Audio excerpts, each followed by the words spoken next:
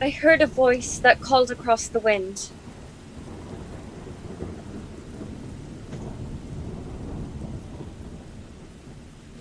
A voice. My thoughts were prayers. What vision I have seen, no words have said. The dead. Their souls are strange upon the air and cannot find the way to paradise. Perhaps they spoke. Or cannon, far away. Oh, no. Alas, and you live in Dormy. Before they came. But now the great shells have not left a house. Not one. Even the church, Jeanne's church in which she heard the angels speak, is broken to the ground. Jeanne dwelt once in a prison far from home. There was a time...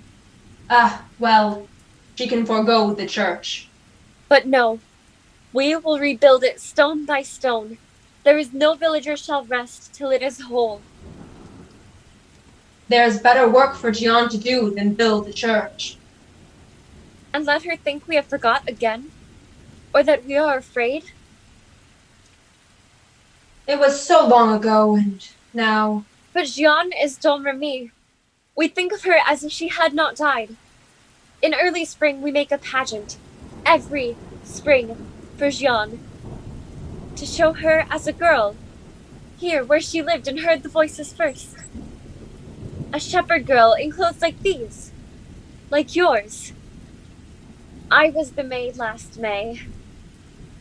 You, Jeanne, and rode a charger too, in armor like a man's? And were you mocked until you crowned thy king that day at Rheims, thrown in a cell, burned, all in the play? You saw it then? Perhaps he lived nearby? Nearby.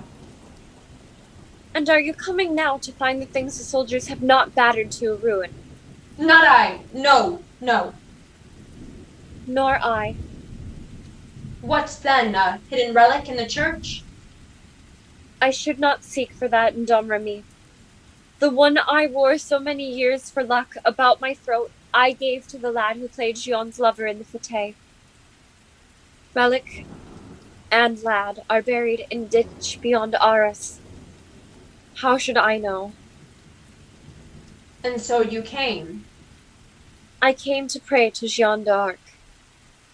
Trudged all this way through blood and mire? To pray her come again.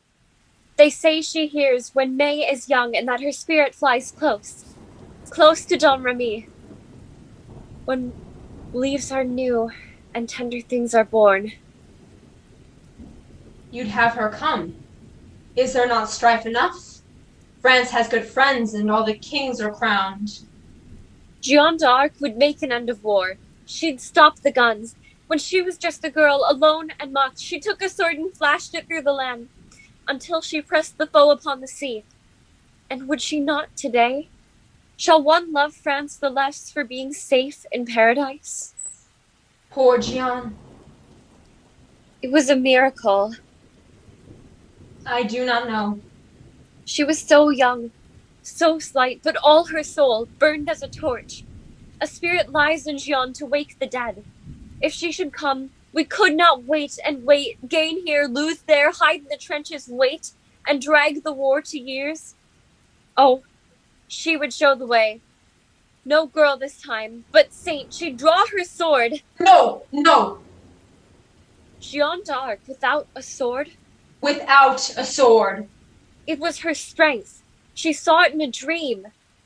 She had her soul before she had the sword. A soul against the guns? It is the only thing that they may not break. But who would know Jeanne D'Arc without her sword? Hush, she would weep in paradise for that. I love her. She hates her sword. You dare. She carried it the day they crowned the king. The day she failed. Poor Jeanne. She did not know that a peasant girl must never crown a king or fight his foes. If only she had known. But Jeanne did know. A spirit showed the way. She should have killed the king right there as he knelt and killed him with her sword. It was her sin that she did not kill the king. He was the foe of France, as all kings are the foes of all the men they rule. How else can a king send a man to death for such little things? What that a king can fear is worth the death of one peasant lad who loves the sky. Jeanne was no saint.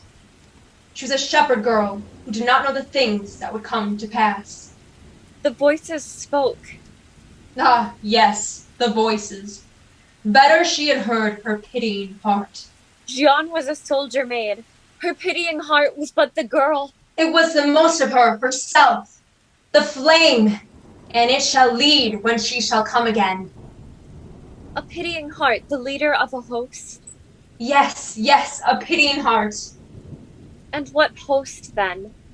A host of pitying hearts that kings shall fear more than defeat and death. It is a dream, as mine, a dream. The voices were not more. If that were true, Jeanne would be here today and my prayer heard. An army kings shall fear, a scattered host, silent and bereft, mourning at broken hearthstones in all the land, hating one thing, a hate that makes them kin, stronger than blood and bone, the hate of death, which is their love of life. These Jeanne shall lead, the brooding ones who give in to grief and despair, knowing so well the raw earth mounds that are left where kings have passed. These Jeanne shall find. Women. Women of France.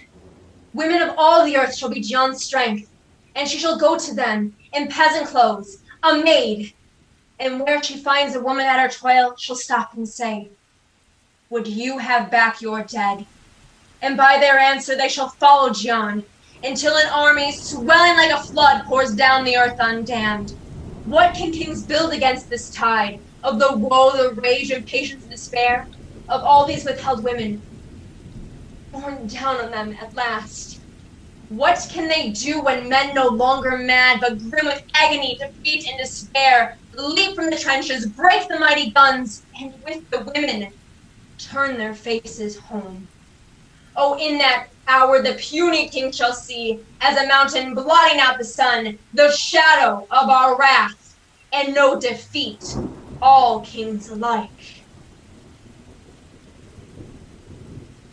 But people shall be free. Jeanne and the women. When? She was a peasant girl. A peasant girl.